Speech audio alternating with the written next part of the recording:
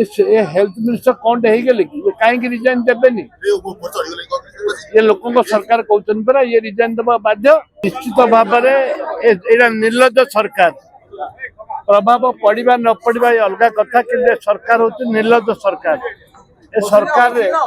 आम आज कृषक दाह कर आसंता दिन आहरी विकल्प पंथा ग्रहण कर जो पर्यंत स्वास्थ्य मंत्री इस्तीफा ग्रहण कर जो पर्यंत इस्तीफा ग्रहण कर इस्तीफा देना विधानसभा एवं विधानसभा पास आमर आंदोलन जारी रहे मुकेश मालिक मुंह भी खुल से मुह कौन खोलिए मुह कौन खोलिए गला बीजेडी सरकार आप जानते बहुत अन्याय अनीति होता किंतु जितेबले आपणकर सोम हॉस्पिटल किसी लोक मरीगले मालिक को गिरफ्त कर कांग्रेस दल अपोजिशन आम विधानसभा बाहर आंदोलन करते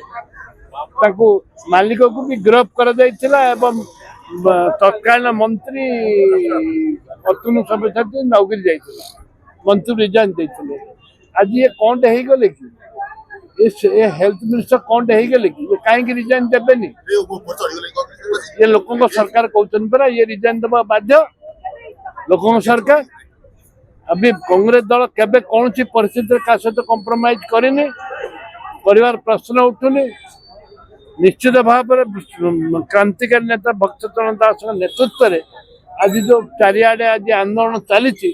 मुकेश महालन रिजाइन देवाई बाध्य हे सस्पेंड क्या तलिया कर्मचारी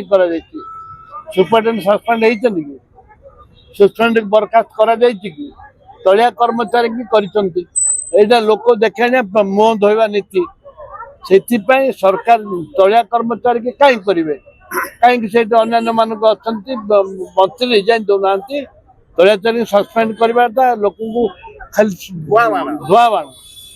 जदि आपंक आम भिडी भल लगा तेब आम चैनल को लाइक शेयर और सब्सक्राइब करने को जमा भी भूलु नहीं।